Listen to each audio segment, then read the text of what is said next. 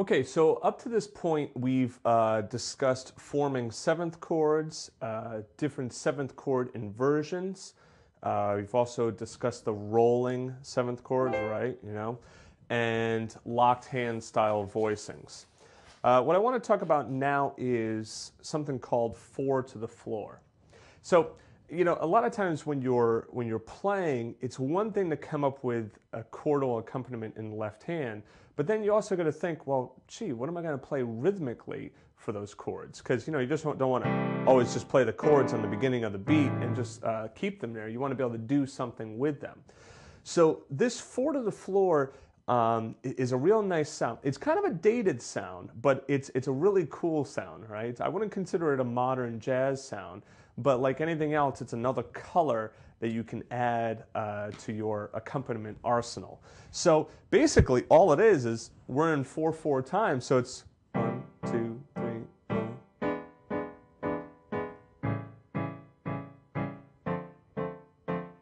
It's just playing the chords, and actually I only did them one measure apiece, but you get the point. It's just bump, bump, bump, bump. Okay, it's like kind of like a Freddie Green guitar kind of style, and you'll hear this, from earlier jazz, 30s, 40s, even Errol Garner, would do this kind of stuff. So you get like.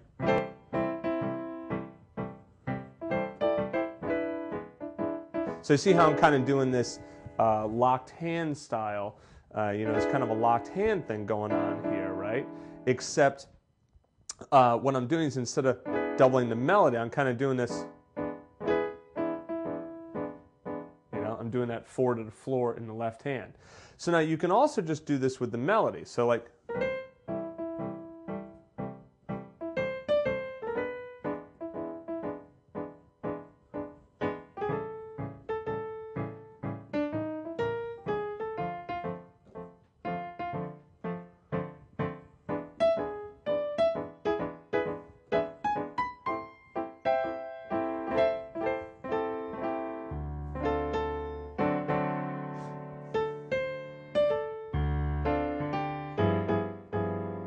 You see how I'm like switching back and forth between the four to the floor and then doing shells in the left hand. But the good thing about the four to the floor is it provides you with this nice.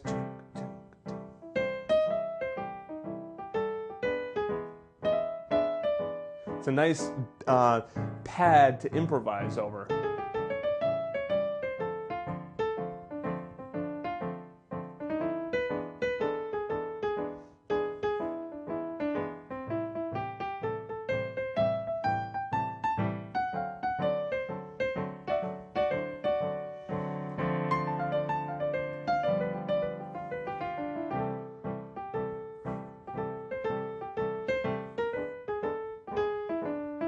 It's a really cool sound.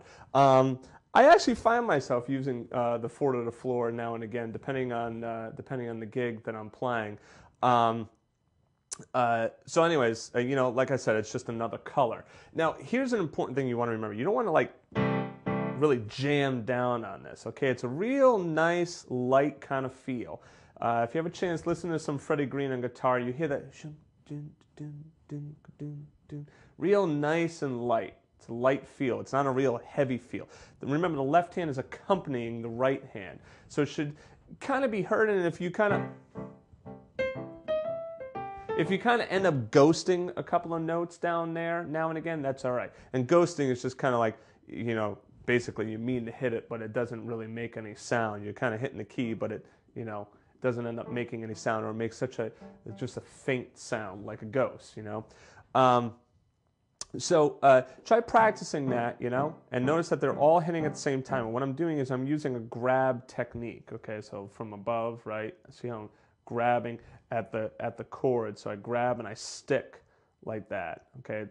You can also do this where you go through, but you see that's not going to make a lot of sense. You want to kind of just grab and stick, and you notice how it kind of bounce off, right?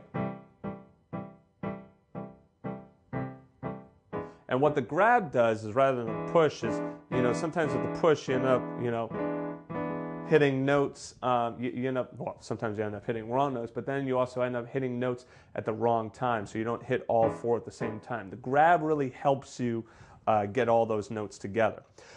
There's going to be an improvisation section to this song, so I will talk more about 4 to the floor in the improvisation section. All right.